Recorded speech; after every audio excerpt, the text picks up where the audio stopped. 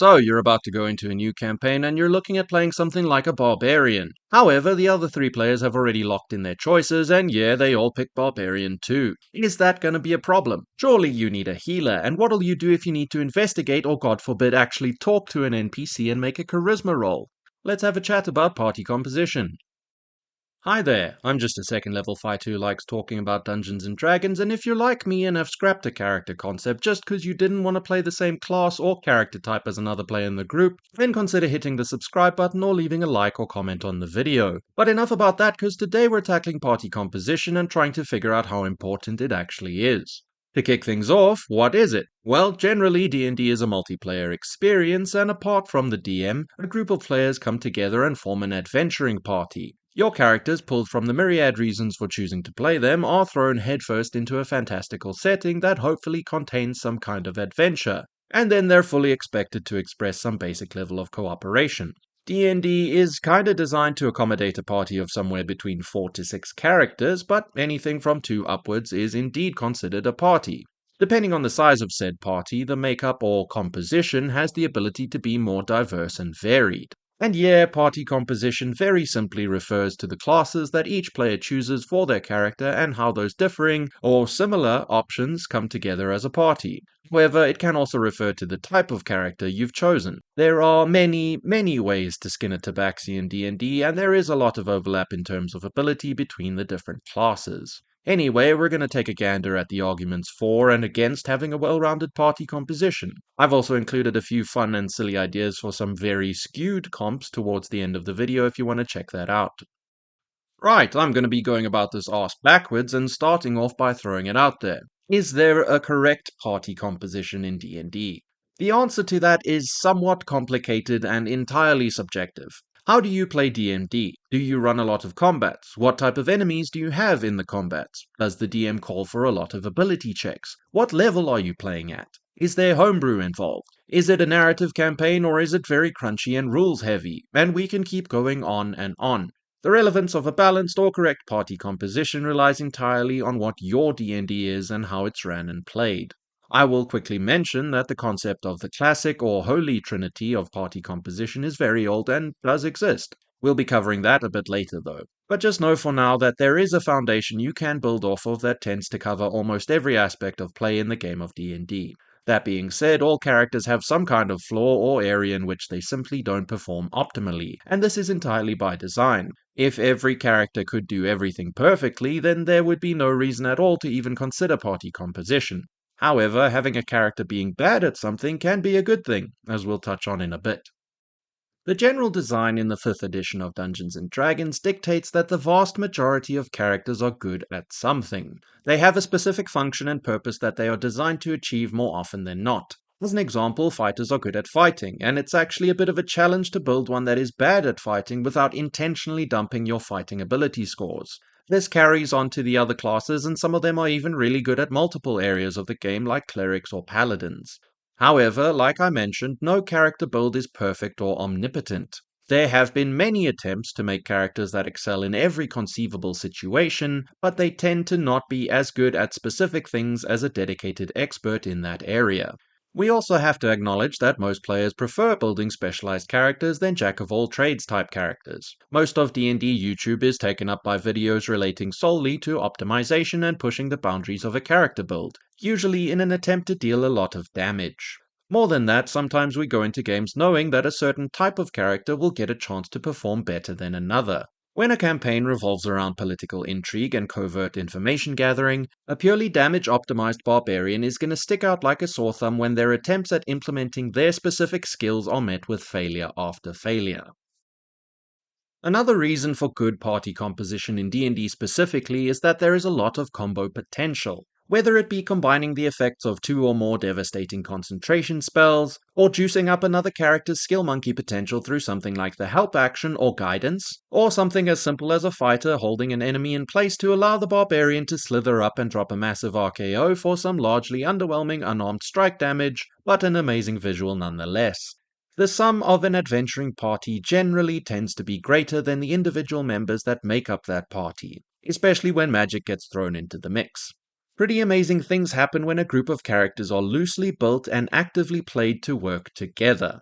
They can make up for what each character lacks through good teamwork and clever application of game mechanics, and this especially applies to combat. However, the effects can be felt in every aspect of the game. Decently planned party composition can be very, very rewarding if that's the goal you and your group are going for. Now, what are the various roles that can fulfill each aspect of the game? Personally, in my own interpretation, there are 5 different roles a character can fill, and yes, a character can and often does fill more than one. Combat potential isn't just about doing damage, it's a role that focuses on being useful once initiative is rolled. Do you have access to crowd control or combat buffs? It's no secret that most of the rules of the game are devoted entirely to combat. So yeah, most characters can fill this role without much tinkering or fine-tuning whatsoever. The skill monkey role is as straightforward as it gets, but also covers a reasonably wide area of the game. Is your character good at ability checks, and what ability checks do they specialize in? Also, are you able to make other characters do better with their own ability checks? Bards, rangers, and rogues clearly shine here, but the 2024 Player's Handbook made it easy enough for any character to specialize through certain feats. I will just mention that some ability checks are more important than others. An example is charisma checks in general. Having a face in the party that does most of the talking is somewhat advised, because those situations tend to go sideways very quickly when you fail. The explorer or guide is the most nebulous of the roles. Here the idea is that your character is simply good at traversing a specific area of the world or navigating through a particular obstacle. This can be done through sheer ability or even knowledge. Being able to climb, swim, fly, teleport, or even just knowing how to figure out the best path for your party to proceed makes you a good fit for this role. The infiltrator role is the most straightforward. Can you get into an area of the world without raising alarm or suspicion? Whether it be through stealth, deception, or clever use of the environment, infiltration tends to be a highly specialized role.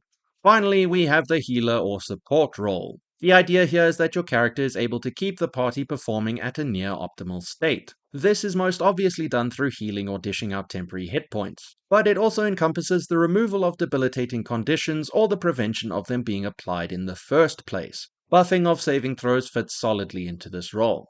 So yeah, this breakdown isn't perfect and there is a lot of overlap here, but the roles are distinct enough to stand apart from one another. One other thing to note is that each role isn't limited to a single game mechanic either. Many ways to skin a tabaxi after all. So, earlier I mentioned the classic or holy trinity of classes, the assumedly perfect foundation for a well-rounded party composition. This is a very old concept that stems from the days of classic and advanced D&D.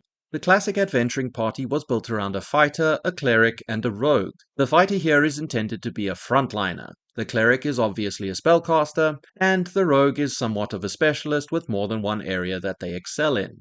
Taking a look at this composition from the perspective of the role breakdown, is it actually well-rounded or is there something it's missing? Well, in the context of 5e or 5.5e, all 3 classes contribute to combat. The rogue is obviously the intended skill monkey here. The fighter and rogue make reliable enough explorers, the rogue is the clear infiltrator too, and then the cleric is the healer and support holding everything together with divinely blessed duct tape and good intentions. Each class can also cover more ground depending on what subclasses they take. The only thing this party might be lacking is a dedicated face, but the rogue could fill that role if they really wanted. However, adding a 4th character like a bard or warlock will get the job done too. So yeah, using the Classic Trinity as a foundation does actually lead to a very well-rounded party composition. If you're familiar with the modern video game RPG concept of a tank, damage dealer, and healer, this is where that came from. There isn't really any mechanical support for tanking in D&D though, because there isn't really a way that you can force a creature to attack you. There are ways to limit their options and make it so that attacking anything other than you is a really bad idea, but that's just not the same thing as pulling threat or taunting like a modern video game. So having someone sit up front and soak up damage when possible is as close as we can get. Why would party composition not matter though if there are so many benefits to it? Well, D&D just so happens to be a game where making the unoptimal choice may just be the optimal play in terms of fun. I personally love the idea that failing can be, and often is, entertaining. Now, I'm not at all referring to complete failure and a brutal TPK, even though that has some interesting story implications. What I mean is that when our characters fail at something that doesn't immediately result in the end of the campaign, there is a chance for us to play out the reaction and consequences to that failure. And that drives forward the story just as well, and often sometimes even better than success. Role-playing a whiffed deception check is just damn fun sometimes. Getting a critical miss on an attack in an important encounter gives your character a chance to redeem themselves later down the line. And yeah, D&D is a dice game, and sometimes the dice just choose for you to fail. But guess what? If you make a character that isn't good at something and you keep trying to do that thing, you're gonna see failure more than success, at least statistically speaking. Taking the example of the barbarian in the political intrigue campaign, it is just interesting to let them do barbarian things and see where that leads to. By no means am I suggesting that you entertain the fish out of water trope for the entire campaign. That can get tedious when a gimmick is taken too far. However, at least once in the campaign, let the barbarian take the lead. It could be role-playing gold, especially if the dice gods abandon you completely. So yeah, bad party composition can lead to failure and some interesting outcomes, and there is some level of value in that. I will also add that bad party composition is a lot harder to achieve than you might think at first, because the dice can also just let you win for extended periods of time. And well, D&D characters are very capable by default. With all of that out of the way, does party composition really matter? Yes and no. It comes down to what type of game you're playing and what kind of DM you have. If it's a serious game where optimization is expected and the DM is trying a bit harder than usual to scar the players with frequent combats, traps, and out of combat encounters with lasting consequences, then yes, party composition absolutely matters. However, if it's a roleplay focused experience with only a handful of combats and more character development than dice rolling, then no. Play whatever is going to best facilitate fun and enjoyment in that environment. One thing though, even when party composition is completely thrown out of the window and everyone decides to just play the same class or kind of character, it isn't really advised that you play the exact same build.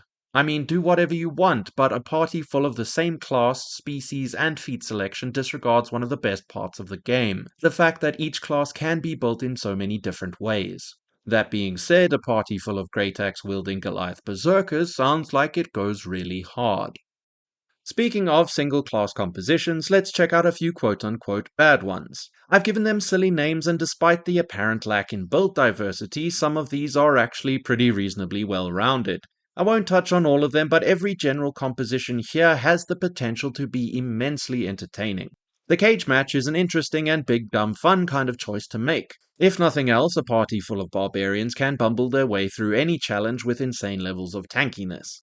A party full of bards pretty much looks like your standard Renaissance fair. However, they can also make a literal band if everyone takes the correct musical instruments. This is one of the more well-rounded single-class compositions too. Once they reach level 10, the bards can also really specialize with some choice spell picks.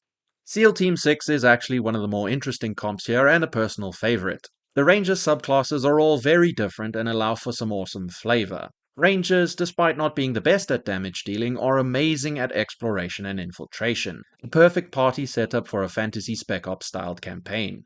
Finally, a party full of warlocks meeting weekly to eat biscuits and complain about their patrons at a Minions Anonymous meeting is somewhat charming. Warlocks are also very versatile in their builds and can pretty much fill every role without issue. Alright, that was party composition. How do you feel about it?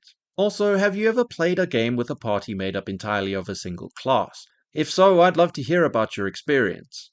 Anyway, if you've made it this far into the video, then you're a legend and I really do appreciate you. I'm thinking about doing a follow-up next week where we explore some really great 4-player party compositions. If you have any ideas, then feel free to throw them down in the comments below. But yeah, that'll do it for this one. Cheers.